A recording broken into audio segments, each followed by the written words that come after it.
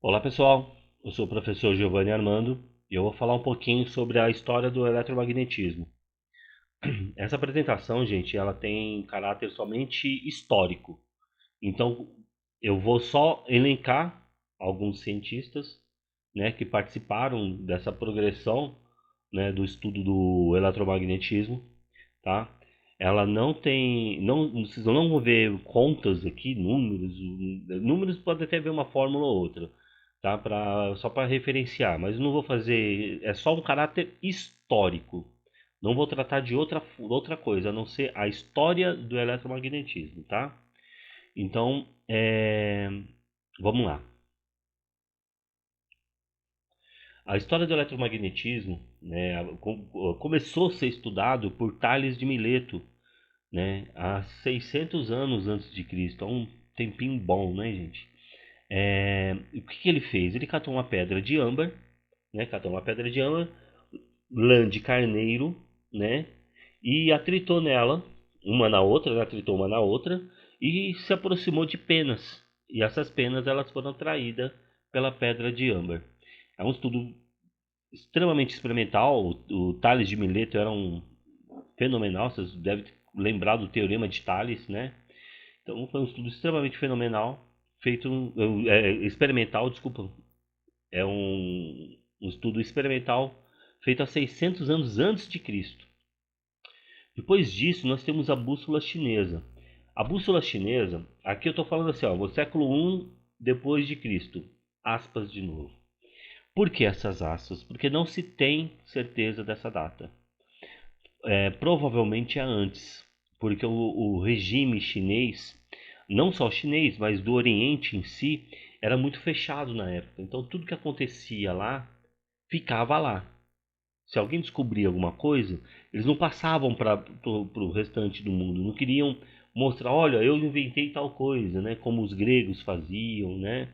É, um tempo depois, né? Os europeus sempre eles queriam mostrar, olha, eu fiz isso aqui, ó. E eles não, o negócio deles era bem fechado, regime bem fechado mesmo.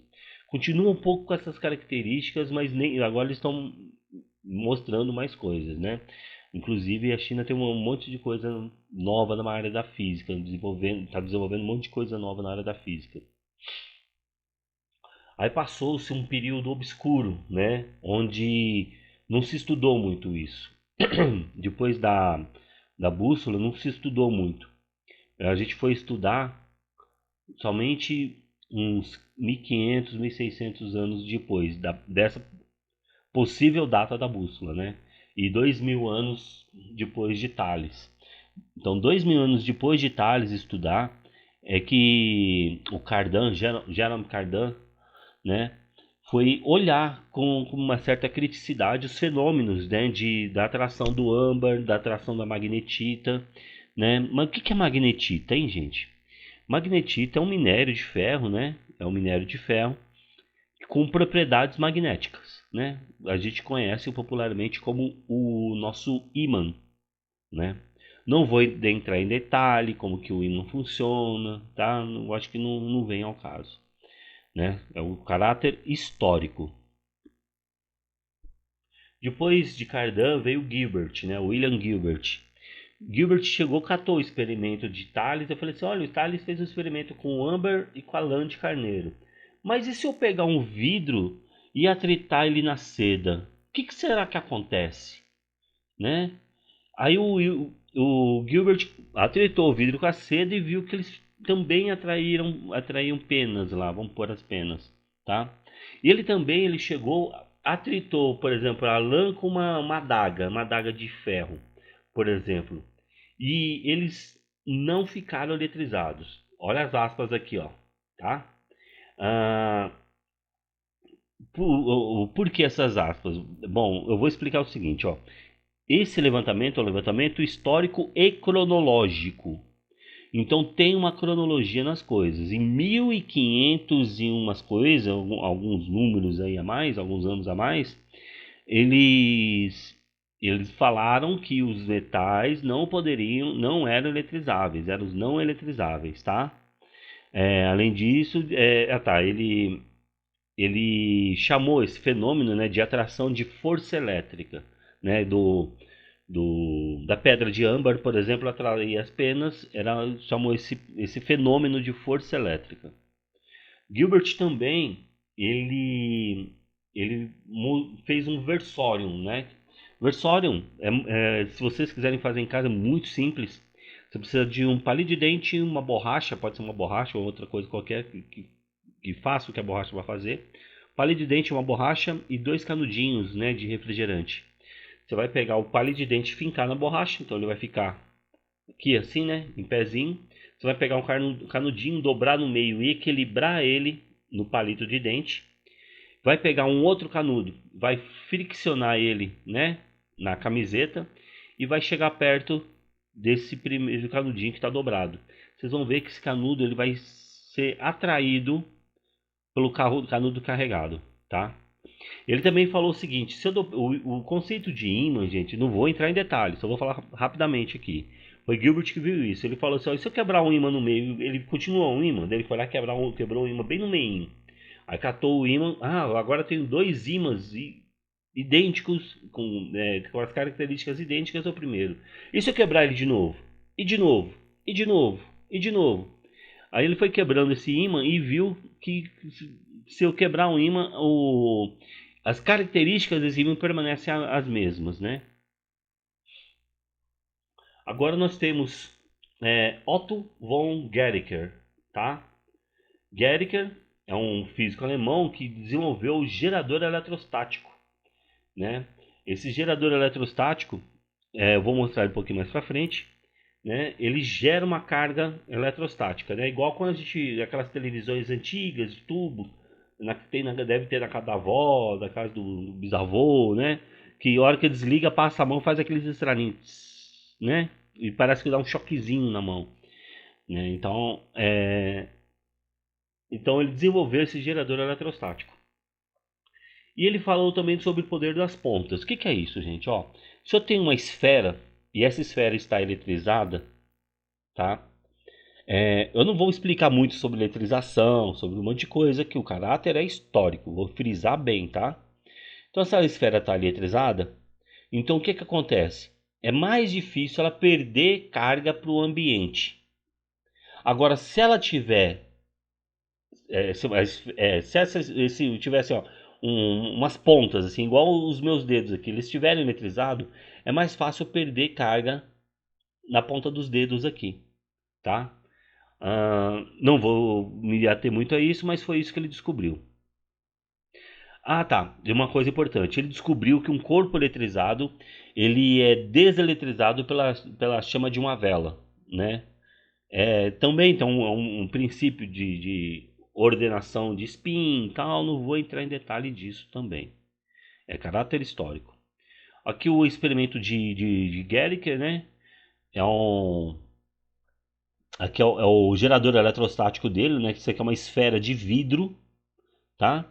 Onde ele tinha essa manivela, ele girava essa manivela e ia carregando com a mão mesmo, tá? Que ele podia fazer com a mão, podia fazer com tecido de lã, né? Que ele ia girando, né? Girando essa esfera, né? E ia carregando ela, tá? Esse outro aqui parece que é só um adorno, mas não é não, gente. Né? Isso aqui é um outro experimento. Isso aqui é uma esfera que ela tá com vácuo dentro dela, tá? É, e a pressão interna, né,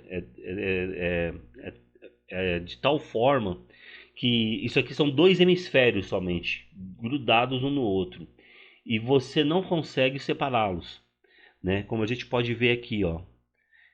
Isso aqui é uma representação, né, do experimento de Guericke, onde eu tenho desses 2 hemisférios sendo puxados por 2 cavalos, 2 cavalos não, é, 2 conjuntos de cavalos, né? Eu acho que tem 8 cavalos no total, não sei, puxando e não consegue soltar, porque ele está preso ali por vácuo. Esse aqui é um experimento que eu gosto muito de Stephen Gray, né? Ah, aqui, ó, ele tem 4 pilarezinhos, tá? 4 pilares. Esses pilares, eles são Ó, de novo, ó. Isolante, tá? São 4 pilares isolante. Aqui eu tenho esse fio isolante. Aí eu tenho um fiozinho aqui, ó, que ele é condutor. E uma outra esfera, uma esferazinha pequena que ela é condutora. Bom, vamos lá. Por que das aspas, tá? Para uma pessoa comum, né? Uma pessoa comum, existem materiais, existem materiais que são isolantes e existem materiais que são condutores. Para um físico, existem materiais que são bons condutores e bons isolantes. Eu vou explicar isso mais para frente. Não vai ser, na verdade, não vai ser eu que vai explicar. Eu vou falar quem vai explicar isso. Então você é só explicar o experimento aqui, que é super simples, fácil de fazer, tá? Bem simplesinho de fazer. Então aqui, ó, se vocês quiserem fazer em casa, pega 4 suportezinhos, né? Esse fiozinho aqui, ele tem que ser todo esse sistema tem que ser isolante. Aí você pega um fio de cobre, estende ele aqui, né? O cobre ou qualquer fio metálico, tá? Estende ele aqui, põe essa esferazinha pendurada numa ponta e aqui eu ponho papel, por exemplo, papel picado. Aqui no caso ele fez com serragem, mas pode ser papel. E você pega uma barra de vidro, eletriza ela e encosta aqui, ó. Quando encostar aqui, você ao eletrizar esse ponto aqui, você eletriza a esfera também e a esfera passa a atrair os papeizinhos. É muito legal de fazer isso aí e de ver, tá? Então ele veio com um conceito de isolante e condutor, ou condutor e não condutor, né? Lembrando que essas falas têm aspas, né? Por que tem aspas? Porque veio o nosso amigo Frank Ulrich Theodor Apinus e falou assim: olha, tá, beleza, condutor, isolante, mas tem esses equipamentos têm um grau de condutibilidade. Ele tem um grau de condutibilidade, ou seja, um material ele pode ser isolante ou condutor, tá? Um material desculpa, ele pode ser um isolante ou o mesmo material, ele pode ser isolante ou condutor. Como isso, professor? Então vou reexplicar o experimento aqui com esse conceito, ó. Eu tenho essas basezinhas aqui que são isolantes para essa carga do bastão. Eu tenho esse fio de cobre aqui que é condutor para essa carga do bastão. Verificaram que eu estou pondo um referencial, né? Eu tenho uma referência aqui, tá? Então, a referência é a carga do bastão. Vamos explicar o que significa isso, ó. O que ele quis dizer com esse graus de transição? Por exemplo, uma barra de ferro, uma barra de madeira, um cabo de vassoura. Esse cabo de vassoura, fala, cabo de vassoura é isolante, professor. Tá, mas ele pode ser condutor. Dependendo, eu ponho, se eu puser ele numa alta tensão, ele passa de isolante para condutor. Se eu puser ele no 110 ali, tudo bem, mas eu ponho lá nos 10.000 volts, por exemplo, né, uns 150 amperes de isolante, ele passa a condutor. Eu passo a tomar choque por ele ao invés dele me isolar de tomar choque, tá? Então é isso propriamente dito que ele quis dizer com esses graus de transição. Se você pegar um alicate de marca boa, né, um Belzer, por exemplo, vem no corpo dele interno escrito ali, ó, 1000 volts. O que significa aquilo? Que até 1000 volts aquela capinha te protege. Passou de 1000 volts, não te protege mais, tá? Aí veio Charles Duffy, né? Aí ele, olha só, lembra que eu falei aqui, ó, eu não, né? Quem falou foi o... cadê? Aqui, ó, foi o Gilbert. Olha só a fala dele, ó. Observou que metais não poderiam ser eletrizados, né? Aí veio o Apinus e falou assim, não, todos os... não, Apinus não, desculpa, gente. Veio do Fei. Veio do Fei e falou assim, ó, todos os corpos podem ser eletrizados, tá? Toda matéria possui probabilidades de serem eletrizadas. E para provar isso, ele fez um experimento que eu acho fenomenal. Meu sonho é fazer esse experimento uma vez na vida ainda. Que é esse experimento aqui, ó. É o experimento de Dufay. Reparem que ele é bem similar ao experimento de Stephen Gray, tá? Eles são até contemporâneos, gente, ó, 1698 a 1739. O Gray é, ó, 1679 a 1736. Eles são contemporâneos. Então, o que que Dufay fez? Catou, se pendurou nessa estrutura aqui, ou pôs estagiário, né? Mas vamos por assim, ó, se pendurou nessa estrutura, né? Preso por fios de seda aqui no caso. Mas se a gente fosse fazer esse experimento hoje em dia, a gente usaria corda, alguma coisa isolante para se isolar do restante, ó. Uma estrutura de madeira, que é uma boa isolante, tá? E se eletrizou, né? E fez aqui os testezinhos aqui, ó. Ele ficou tão eletrizado, mas tão carregado, né? Porque assim, ó, ele foi eletrizado com essa barrinha aqui, ó, tá vendo, ó? Com essa barrinha vinha um, né? Eletrizava. Eu acho que ele pôs o ajudante e ele que eletrizava o ajudante. Que no escuro total dava para ver centelha sair dele, que assim, indo de encontro ao chão ali, ou essa superfície que tá. É, esse aparatozinho que ele colocou aqui. Dufay também chegou e falou sobre as cargas, né? Falou assim: olha, cargas de mesmo sinal se repelem, de sinais contrários se atraem, né? Então, cargas de mesmo sinal se repelem, de sinal contrário se atraem. Aí veio Ewald Georg von Kleist, tá? Ele chegou, ele foi o construtor do primeiro capacitor. Isso aqui não é o desenho que ele fez, mas um desenho bem próximo ao que ele fez, tá? Ele chegou e o que consiste isso? Eu tenho um material, um vidro aqui, tá vendo? Ó? Um jarro de vidro devidamente tampado aqui, bem tampado, tá, gente? E eu tenho ele é revestido por metal por dentro e por fora. E aqui uma esferinha. Por que não é uma ponta, professor? Poder das pontas. Se eu deixo aqui, ó, eu perco mais fácil, eu perco menos carga para a atmosfera. Se eu deixar uma ponta, eu perco mais facilmente carga para a atmosfera, tá? Contemporâneo, olha só as datas: 1700, 1748, 1692, 1761. Então, ó, eles são bem próximos, tá? Só que o que que acontece, gente? Claysley inventou essa garrafa aqui. Essa garrafa esse capacitor, o primeiro capacitor. Esse Pieter van Manschenbroek, tá? Ele também inventou uma garrafa. E bem parecida. Ele não copiou, tá, gente? Na época não tinha isso, não. Ele não copiou. Ele inventou uma garrafa com as mesmas características da garrafa que Kleist inventou. E só que o que acontece? Kleist chegou, falou, mostrou para um amigo: olha só que legal que eu inventei. Já o Moschenbroek falou assim: ó, não, eu vou levar para a comunidade científica. Mostrou para várias pessoas, né, na comunidade científica, e chamou isso aí de garrafa de Leyden. Aí depois do acontecido, ficou um falando do que o outro roubou o experimento, quando na verdade eles foram simultâneos, tá? Já aconteceu isso na ciência, tá, gente? Entre Newton e Leibniz, o cálculo, ele foi contemporâneo também, os dois inventaram ao mesmo tempo, tá?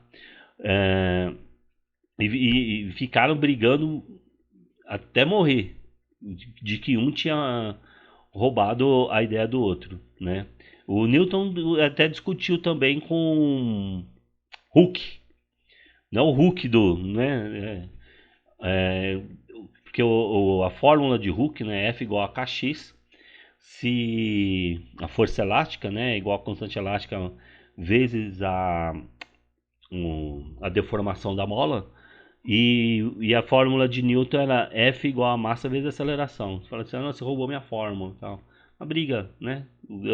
Na verdade, ninguém roubou nada de ninguém e foi muito bem utilizado até os dias atuais. Benjamin Franklin, né? Conhecidíssimo Benjamin Franklin. Vocês vão entender por que Benjamin Franklin, vocês vão lembrar dele, né? Tem um experimento muito bom. Primeira coisa de Benjamin Franklin fez muita coisa, tá, gente? Mas eu vou elencar só algumas. A primeira coisa que ele falou, eu falei assim, olha, o tipo de eletricidade que eu tenho dentro do vidro é diferente do tipo de eletricidade que eu tenho fora, na garrafa, no vidro da garrafa. Tá? Eu tô falando desse jeito, gente, essa não é a nomenclatura correta, tá? Eu tô sendo contemporâneo com a fala deles na época, tá? Eu não posso falar nada de carga, de sinal, por enquanto, tá? Porque eles falam assim, olha, possui, possui eletricidade contrária, né? O sinal contrário, vamos dizer assim, do vidro e de dentro da garrafa, tá? Vocês verem a importância de Franklin, né? Ele tá na nota de $100, né? A nota americana, tá? É, ele também conceitualizou uma coisa uma coisa meio estranha, né? Que seria um fluido elétrico. Um fluido elétrico. O que seria isso, né? Na época ele fala assim, olha, existe um fluido elétrico é, que tipo assim, que transita entre os corpos ali, né? Mais ou menos assim, tá? E essa teoria não foi muito bem aceita pela comunidade científica na época, né? Porque eles falam assim, como assim fluido? Tá doido? Fluido elétrico? A gente sabe o que é esse fluido elétrico hoje, mas na época, e a gente vai ver o que ele é aqui mais para frente. Aqui o experimento, né, que a gente atribui a, a Franklin, né, ele foi inventor do para-raio e ele pinou, né, um pipa, um papagaio, raia, capucheta, depende da região que vocês estiverem, né, cada lugar tem um nome. Né? E ele falou assim: olha, o raio é eletricidade. Como que eu posso te provar isso? Através desse experimento aqui, né? Olha bem, esse experimento aqui, né? Eu vou voltar a falar dele, tá? Vou voltar a falar dele, que acho que é Mary Scheller, se eu não me engano, a autora, usou esse experimento aqui de Franklin para escrever um livro muito famoso, muito famoso. E o que aconteceu? Por que ó, tô falando de Franklin, mas eu tô na página aqui do Johann Carl Wicker, né? Porque o Wicker, né, através dos experimentos de Franklin, descobriu a polarização dos dielétricos, né? É, que ele falou, a polarização de dielétrico. O pessoal, tá, obrigado. Foi assim que fizeram com ele.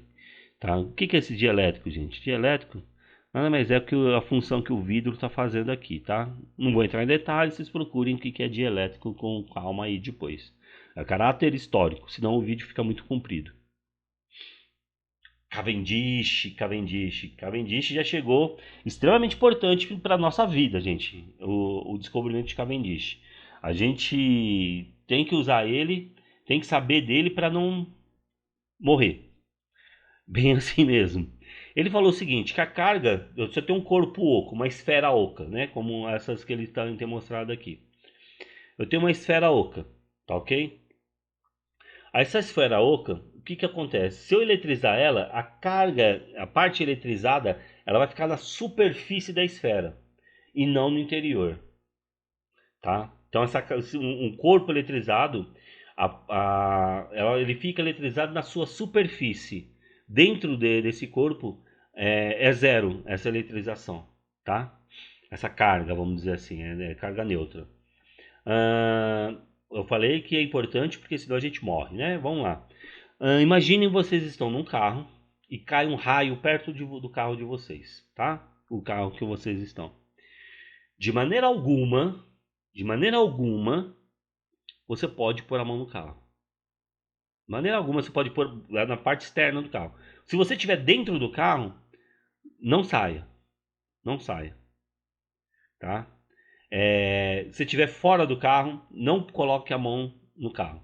Você pode tomar um choque bravo, tá? Dentro do carro, você pode pegar, se você tiver acesso à parte metálica, tipo, por exemplo, no carro não tem forro, por exemplo, né? Aí você vai lá e coloca a mão no forro do carro, que é assim, ó. Você não vai tomar choque. Mas se você colocar a mão, abrir a janela e colocar o mãozão aqui assim, ó, né? Colocar o mãozão aqui, ó, você já toma choque. Estranho, né? Né? Mas foi isso que Cavendish viu, né? Que os corpos eles ficam eletrizados no seu exterior, né? E o interior fica livre de influência de carga elétrica. Né? Alguém usou isso depois, né? Eu vou falar desse cara que usou isso depois. Alessandro Conte volta. Não deve ser ninguém, né?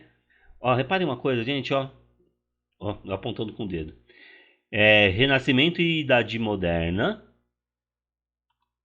Já estamos na Idade Contemporânea, tá? Por que estamos na Idade Contemporânea? Porque até então eu estava falando de eletrostática, de magnetismo e eletrostática separadamente. Ou eu falava de eletrostática, ou eu falava de magnetismo, ou eu falava de campo elétrico, ou eu falava de campo magnético. Aí, Alessandro Conte se volta e fala assim: ó, tá, eletromagnetismo, magnetismo, eletricidade, vamos juntar os dois, eletromagnetismo, tá? Ele desenvolveu o primeiro eletróforo, o eletróforo de volta, tá? Ele foi inventado por Wilke, né? Mas foi desenvolvido por ele. Apesar de, ó, idade contemporânea e idade moderna, tá vendo? Ó, são bem próximos um do outro, tá? Estão bem ali, ó. É, Então ele é tão importante, gente, tão importante, que se você tem uma tomada de 127 volts na sua casa, foi porque esse volts é em homenagem ao Alessandro Volta, tá? Charles Augustin Coulomb, ou Coulomb para os íntimos, né? Ele, ó, ele também, ele usou, ele falou sobre o que Cavendish falou, só que ele não tinha, porque, gente, a gente tá falando de 1700, 1800, né? Não é, ele não olhou na internet que o colega fez. Ele desconhecia, olha só, são bem contemporâneos, ó, 1731, 1810, 1736 e 1806, são contemporâneos. Só que não teve briga nesse caso. Então ele pegou os experimentos de Cavendish, né? Só que ele falou que tem uma força. Eu falei assim, olha, peraí, tá, o eletrizado aqui, eles estão se atraindo, mas com que força? Como assim, né? Aqui tem um spoiler aqui, ó, né? Sobre essa blindagem de Faraday. Essa blindagem de Faraday, gente, é o do carro, que eu falei que ia falar um pouquinho mais pra frente. Mas depois eu vou falar de Faraday também, tá? É a do carro. O carro você fica no que a gente chama de gaiola de Faraday, tá? Então o que Coulomb fez? Vamos lá. Coulomb desenvolveu uma lei usada até hoje, tá? Que ela fala que a força de atração ou repulsão entre dois corpos ela é diretamente proporcional à constante de proporcionalidade dela, da carga, né, do meio onde essa carga está inserida, na verdade, né? Ela está no meio aqui, ou seja, vácuo, ar, água, né? Tanto faz. Então é constante proporcionalidade do meio. O produto e diretamente proporcional entre o produto das duas cargas, né, de Q1 e Q2, e inversamente proporcional ao quadrado da distância, né? Então foi isso que Coulomb fez, tá? E ele desenvolveu a chamada balança de torção, né? Que essa aqui é uma balancinha de torção, tá? Depois vocês pesquisem sobre ela também. Luigi Galvani, opa, eu falei de um rapaz aqui, ó, desse carinha aqui do Franklin empinando uma pipa. E agora vou falar de Luigi Galvani. O que o Galvani fez? O Galvani era médico, tá, gente? Era médico. Mas o que ele fez? Ele pegou estudando os anfíbios ali. ele inventou de dar um choquezinho, né, num nervo de um sapo morto, uma rã, né, no nervo das pernas da rã. A hora que ele induziu uma corrente elétrica ali, essa perninha começou a mexer. Ele falou: ó, legal isso aqui, né? Ele descobriu, né, que os músculos eles são movimentados através de impulsos elétricos. Aí você junta o experimento de Franklin, pega o experimento de Galvani, junta os dois com uma autora, uma escritora muito boa e renomada até hoje. O que isso resulta? Resulta em Frankenstein. Né? O filme de Frankenstein foi baseado nos experimentos dessas duas pessoas, gente. De Franklin e de Galvani, tá? Vocês vão ver que tem tudo a ver. E alguns anos, né? Eu não sei ao certo de quando que é eu acho que é Mary Shelley, eu acho que, se eu não me falha a memória, é Mary Shelley, a autora. Né? E eu acho que ela é de 1800 e alguma coisa, não tenho certeza, tá? Depois pesquisem aí. Aqui é uma representação de várias coisas, né? Do Galvani, né? Isso aqui, gente, é uma máquina de Wishart, né? É um gerador de eletrostático, né? Esse que a gente está vendo aqui é um geradorzinho eletrostático que a gente chama de máquina de Wishart, mas não vem ao caso também, que já foi inventado o gerador eletrostático lá atrás, tá? E o Galvani, ele também, por esse estudo em cima da corrente elétrica, ele que desenvolveu o galvanômetro, né? Chama galvanômetro porque em homenagem a Luigi Galvani. E o galvanômetro nada mais é o princípio, né, dos amperímetros e voltímetros que usamos hoje em dia. Depois disso, a gente teve o von Humboldt, né? Ele descobriu a decomposição eletrolítica. Meu Deus, o que é isso? Simples, gente. É o princípio de uma bateria, né? O princípio de uma bateria química, tá? Não vou entrar muito em detalhe, depois vocês pesquisem também, é caráter histórico, mas só dando uma explanada geral. A bateria, por exemplo, você tem uma bateria de níquel-cádmio, né? Então, ele fez um processo que essa energia química se transformasse numa energia elétrica. Humphrey Davy, né? Começou a fazer pesquisa em eletrólise. Para quem não lembra o que é eletrólise, por exemplo, você tem a água, que é H2O. Se você faz a eletrólise na água, você separa o hidrogênio do oxigênio, né?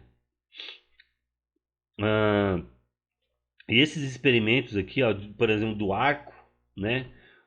Arco carbônico, né? O arco voltaico, né? Um monte de coisa que ele fez aqui. Ele serviu de inspiração para a luz elétrica, né? De Edison, né? Simeon Dennis Poisson, tá? Ele catou a lei de Coulomb e deu uma melhorada nela, tá? Deu uma melhorada. Ele mostrou que tipo assim, na presença dos dielétricos, né? Você consegue explicar melhor a lei de Coulomb. E ele fez uma equaçãozinha diferencial que, em parceria com Laplace, né? Que foi denominada Laplace-Poisson, tá? Procurem. Esse eu gosto desse cara, né? Hans Christian Ostern. Bom, há histórias que o descobrimento de Ostern foi puramente acidental. Ele estava numa bancada toda bagunçada, fazendo alguns experimentos com eletricidade, e nessa bancada tinha uma bússola em cima da bancada. E tinha um fio de energia passando na bússola. Vamos supor, ele sabia para que lado que era o norte é para cá. Aí ele olhou para a bússola estava apontando, por exemplo, para leste. Só uma suposição, está apontando para leste. Ele falou assim: ixi, a bússola está quebrada. Ele tirou a bússola de perto do fio e a bússola voltou para apontar para a região norte. Ele chegava próximo, era para leste. Aí ele percebeu que um fio onde a gente tem uma passagem de corrente elétrica aqui, tá? Tem uma passagem de corrente elétrica. Essa corrente elétrica gera um campo magnético. Então, se eu tenho uma corrente elétrica, essa corrente elétrica gera um campo magnético, tá? Esse foi a grande descoberta de Ostern.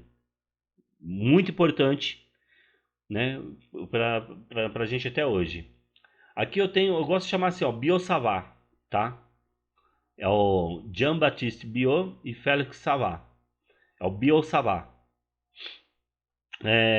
Eles ele olhou, fez vários experimentos e através desses experimentos ele fez uma lei, né, que leva o nome, a lei de Biot-Savart, né, sobre os campos magnéticos e correntes elétricas, tá? Pesquisem, né? Olhem lá, porque senão o vídeo vai ficar muito extenso. Arago Gay-Lussac, né? Também dois cientistas, né? O Dominique François Jean Arago e Joseph Louis Gay-Lussac, tá? Eles descobriram o eletroímã, né? O eletroímã é simplesinho de fazer, né? Você pega um prego, por exemplo, um prego grande, enrola ele com um fiozinho esmaltado, né? E põe ele numa bateria, esse prego passa a ser um eletroímã, né? E eles desenvolveram o eletroímã. Eletroímã é aquele que você tem em filme, você vê em filme lá que aquele ímã gigante que pega carro, depois solta, né? Depois pesquise. André Marie Ampère, tá? Esse cara é tão pouco homenageado, né? Tão pouco famoso que a unidade de medida da corrente elétrica é ampere, né? Então ele se dedicou ao estudo, né, da corrente elétrica em condutores, tá? Então, e o comportamento do campo magnético gerado por essa corrente elétrica, tá? Então, a corrente elétrica ela passa por um condutor, como que ela se comporta? Ele estudou a fundo isso aí, tá? O comportamento da corrente elétrica em um condutor. Contemporâneo a ele também, gente, ó, reparem uma coisa, tá? Só um parênteses aqui. Olha, eu vou voltar aqui um pouquinho na idade contemporânea. Olha a data: 700, 800, 1700, 1800, 1700, 1800, 1700, 1800, 1700, 1800, 1700, 1800, 1700 e 1800. Vocês viram que nessa época eles estão ali, ó, tá todo mundo produzindo é, leis, tá todo mundo estudando, né? Então, essas invenções elas são muito conflitantes, muito contemporâneas ali, ó. Elas se diferem ali em questão de meses, às vezes, tá? Agora, é por isso que dava esse conflito, né, gente? Por isso dava esse conflito. Ah, eu inventei, não, você que inventou, fui eu que inventei, né? Dava esse conflito. George Simeon, também um carinha pouco conhecido, tanto é que a unidade da resistência elétrica é o ohm, tá? Então, um carinha pouco conhecido. Desenvolveu a primeira e a segunda lei de Ohm, tá? Ah, não vou entrar em muito detalhe, né? A primeira lei de Ohm tá aqui, tá?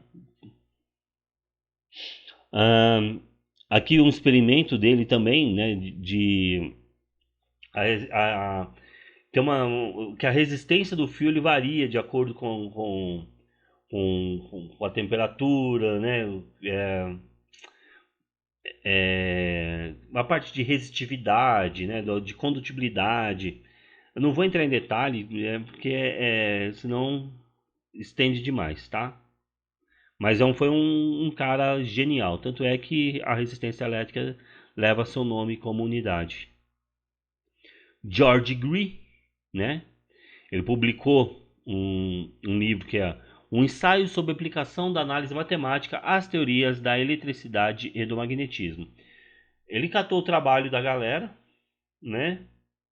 E e fez um trabalho de forma a estender.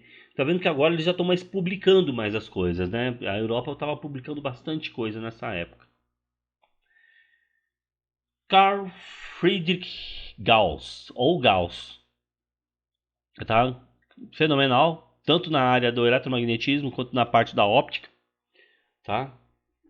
Ele, ele foi o primeiro, né, gente? É o primeiro a pegar uma medida absoluta, né? Conseguir medida absoluta para o valor do momento magnético, né? Dos ímãs e a intensidade do campo elétrico terrestre. Ele conseguiu mensurar isso, tá? Então Gauss foi fenomenal também. Na óptica também, gente, né? Na geometria, né? Ele foi um bom geometra também. Ah, uma coisa que eu vou citar ele aqui, né? Eu vou ler o que ele falou, ó, que é na parte do sistema de unidades eletromagnéticas, tá? Ó, uma unidade de quantidade de eletricidade é a quantidade que, em uma distância de 1 centímetro, repele a quantidade de força de 1 dina. Dina é unidade de força, tá, gente? Tipo Newton, tá? Então ele criou uma unidade aqui, né, de medida ali para mensurar as unidades eletromagnéticas, tá? Weber, né? É, Weber foi o primeiro telégrafo, né, eletromagnético desenvolvido, né? Foi feito por ele, né? Na parte de comunicações. Então ele usou esse telégrafo. Acabando já, tá, pessoal? Eu sei que é extenso, mas é a vida. Joseph Henry, também muito, né, conhecido. Ele, depois do Franklin, né, mexer com a parte de da eletricidade, né, ele foi um dos primeiros americanos a trabalhar com isso, porque até então se mexia muito com isso na Europa, né, a Europa detinha, né, essa expansão científica. Então, ele observou o fenômeno da indução eletromagnética, né? Mas ele pegou e falou assim: ah, tá, beleza, eu consegui e tal, mas não vou publicar isso não. E não recebeu mérito por isso não, mas a gente sabe que ele foi quem descobriu o fenômeno da autoindução, né? Ahn, Faraday, né? Que eu falei da gaiola de Faraday, né? Aquela gaiola. Se você tiver, você já deve ter visto em filme, em algum lugar. Se você tiver numa gaiola e raios caindo, você não é afetado, né? Porque a carga elétrica fica só externamente, né? A telinha que vocês veem no micro-ondas, você olhar para o vidro do micro-ondas, vocês vão ver que tem uma telinha. Aquela telinha nada mais é do que uma gaiola de Faraday, tá? É extremamente importante também para a comunidade científica, é muito citado até os dias atuais. Aqui, gente, o principal de Faraday. Faraday chegou e fez o seguinte, ó. Bom, deixa eu pegar, vou fazer uma bobina aqui, né? Catou um fio, enrolou, catou no outro, enrolou. E catou essa bobina, colocou uma dentro da outra. E aqui é uma pilha, tá? Uma bateria. Uma bateriazinha aqui. E ligou isso aqui. Bom, isso aqui, gente, para quem não está entendendo o que está acontecendo, isso aqui foi um dos primeiros transformadores, tá? Isso aqui foi um dos primeiros transformadores. O que está acontecendo aqui? O que a gente vê? A gente vê que a energia elétrica é transformada em energia magnética, e a energia magnética é transformada em energia elétrica. Olha só, a energia elétrica gera um campo magnético, o campo magnético gera uma energia elétrica. Olha só que legal, né? É um princípio bom ali do eletromagnetismo. Lenz, né?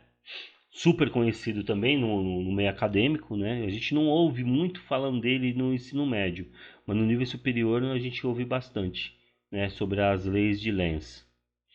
Ah, ele descobriu, né, a influência dos dielétricos nos fenômenos eletrostáticos, trabalhou, mexeu bastante complementou, né, as descobertas de Faraday, né, sobre o eletromagnetismo e luz, tá, gente?